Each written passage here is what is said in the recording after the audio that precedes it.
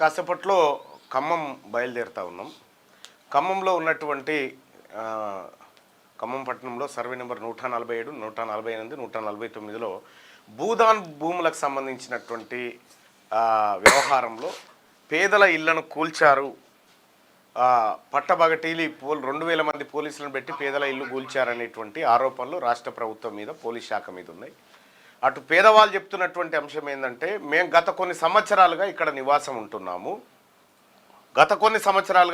ఉంటున్నాము, మాకు క్లియర్గా భూదాన్ బోర్డు పట్టాలు ఉన్నాయి అనేటువంటి మాట వాళ్ళు చెప్తా ఉన్నారు. సో మరి ఇంతకు ఈ వ్యవహారం ఏంది ఒక్కసారి మనం పరిశీలన చేసుకున్న తర్వాత సో వాస్తవాలు ఏందో మనం ఖచ్చితంగా చెప్పాలి ప్రజలకి. ఈ ఖమ్మం భూముల లొల్లికి సంబంధించి బీజం ఎక్కడ పడ్డది, ఎవరెవరు దీని వెనకాల ఉన్నారు, దాని వివరాలు ఏంటి ఒక్కసారి మనం చూసే ప్రయత్నం చేద్దాం. పెన్ని ఖమ్మంలో చాలామంది నాయకులు, కేటీ రామారావు గారు, ఆ తర్వాత ఇంకా చాలామంది పోయి ఈ భూములలోనే మీకు ఇండ్లు కట్టిస్తాం, ఈ భూములలోనే మిమ్మల్ని గృహప్రవేశం చేయిస్తామని కేటీ రామారావు గారు హామీ ఇచ్చారు. మిగతా పార్టీల నాయకులు కూడా అక్కడ లొల్లి పెడతా ఉన్నారు. ఒక కాంగ్రెస్ తప్ప అందరు కూడా అడిగిపోయారు. పోయి మేము పేదలకు అన్యాయం జరిగితే చూస్తూ ఊరుకోమనే మాట చెప్పారు. అసలు జరిగిన అన్యాయం ఏంది, ఎక్కడ జరిగింది, అసలు దీనికి మూల కారకులు ఎవరు, ఈ లెక్క స్పష్టత మనకు ప్రజల్లోకి రావాలి. ఖమ్మం పట్టణ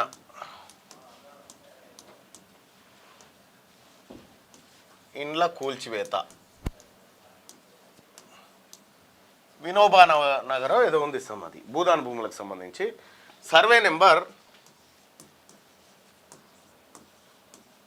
147, 148, 149 ఈ 3 సర్వే నెంబర్లో దాదాపు 31 ఎకరాల భూమి, 31 ఎకరాల భూమి ఉంది. ఈ 31 ఎకరాల భూమిలో కొంతమంది 15 ఏళ్ళ నుంచి, కొంతమంది 10 ఏళ్ళ నుంచి, కొంతమంది 20 ఏళ్ళ నుంచి అక్కడ కొంతమంది నివాసం ఉంటున్నారు. అక్కడ నివాసం ఉంటున్నటువంటి క్రమంలో ఈ క్లారిటీ మనకు లేకుండా మనం దాని గురించి మాట్లాడొద్దు అనేటువంటి ఉద్దేశంతో వీటికి సంబంధించి కొంత క్లారిటీతో మాట్లాడాలని ఇక్కడికి రావడం జరిగింది. సో ఇక్కడ 31 ఎకరాల భూమి, ఈ 31 ఎకరాల భూమిలో 2023 నాటికి అక్కడ ఇండ్లు ఎవరైతే ఉన్నాయో, అక్కడ ఇండ్లు నిర్మించుకొని ఎవరైతే ఉన్నారో వాళ్ళు ఏం చేసిరంటే అక్కడ హైకోర్టును ఆశ్రయించారు. ఏమని, మాకు ఫెసిలిటీస్ కావాలని పోయారు కోర్టుకు. పోయిన పంచాయతీ ఇది ఫెసిలిటీస్ కావాలని కోర్టుకు పోతే వెంటనే కోర్టు ఏం చేసిందంటే వాళ్ళకు కనీస సౌకర్యాలు కల్పించడం అని చెప్పింది. చెప్పిన తర్వాత ఆ రోజు తహసీల్దార్గా ఉన్నటువంటి శ్రీనివాస్ అనేటువంటి వ్యక్తి, ఆ రోజు కలెక్టరు, వీళ్ళందరూ కలిసి ఏం చేసిరంటే వీళ్ళకి సౌకర్యాలు కాదు ఇవ్వాల్సింది, అది భూదాన్ భూమి, భూదాన్ భూమిలో వీళ్ళు అక్రమంగా ఇల్లు కట్టుకొని ఉన్నారు.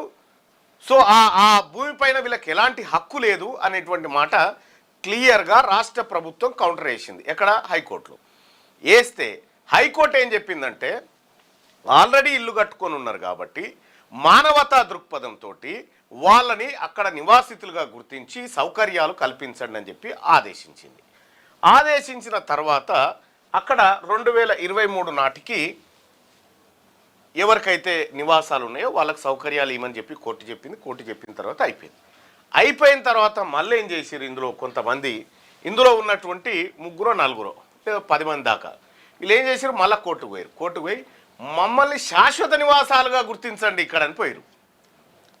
శాశ్వత నివాసాలుగా మా ఇళ్లను గుర్తించండి అని పోయిన తర్వాత ఏమైంది, ఆ కోర్టు ఏం చేసింది, కేసు నడిపించి మొన్న ఫిబ్రవరిలో ఈ నెలనే 20 తారీఖు 22 తారీఖు ఒక ఆర్డర్ వచ్చింది. ఏమన్నా ఆర్డర్ వచ్చింది, లేదు గుర్తించడానికి వీల్లేదు.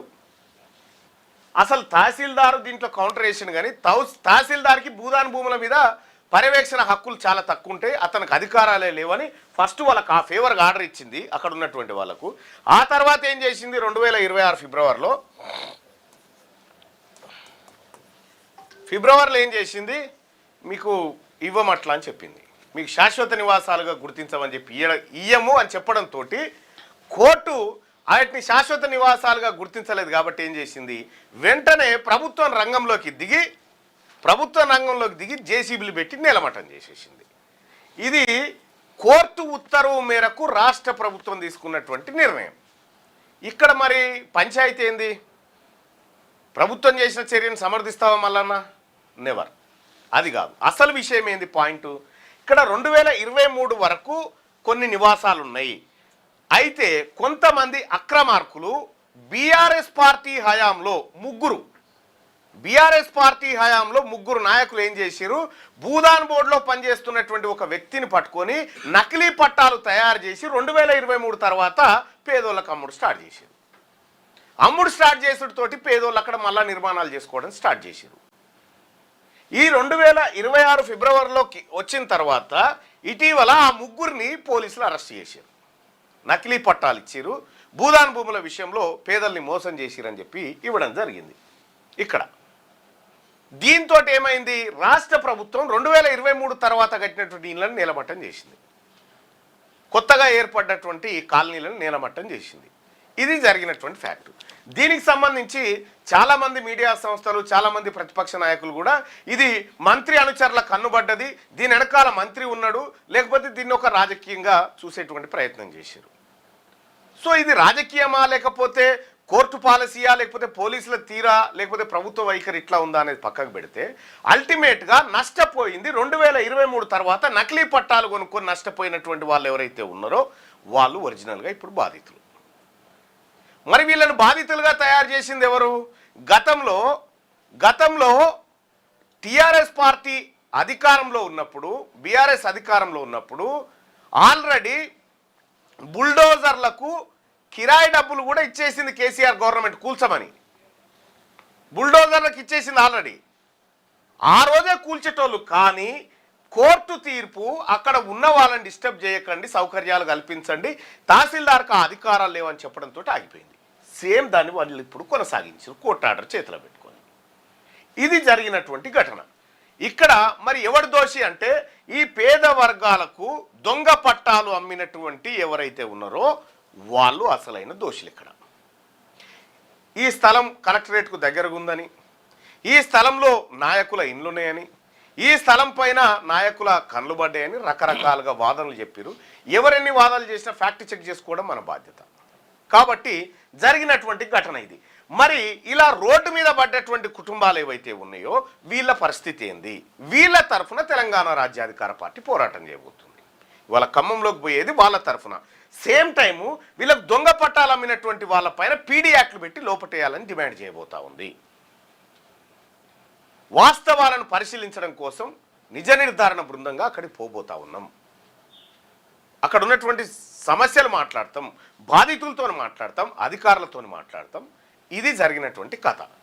ఇంకా మరి ఖమ్మంలో ఉన్నటువంటి 147, 148, 149 సర్వే నెంబర్లోనే ఇది జరిగిందా ఈ రాష్ట్రంలో? భూదాన్ భూములు ఎన్ని అన్యక్రాంతమైనాయి? ఇటీవల కాలంలో ఐఏఎస్లు, ఐపీఎస్లు కూడా భూదాన్ భూములు కొన్నటువంటి ఘటన హైకోర్టు ముంగటికి వచ్చింది. రంగారెడ్డి జిల్లాలో నాగారం ఆ వ్యవహారం కూడా ఉంది కదా. మరి దాని సంగతి ఏంది? అసలు భూదాన్ భూములు ఎన్ని, భూదాన్ భూములు పేదలకు పంచిన భూములు ఎన్ని, ఇంకా భూదాన్ దగ్గర ఇంకెన్ని భూములు ఉన్నాయి, అన్యక్రాంతమైన భూములు ఎన్ని, ఇవి ఎవరి చేతిలో ఉన్నాయి? ఇది ఒక ఖమ్మం పేదల కథ కాదు. దీని వెనకాల బడా రాజకీయ నాయకులు, కొంతమంది రెడ్లు ఆడినటువంటి డ్రామా దీని వెనకాల స్పష్టంగా ఉంటుంది. ఈ విషయాన్ని కూడా మనం ఒకసారి పరిశీలించాలి.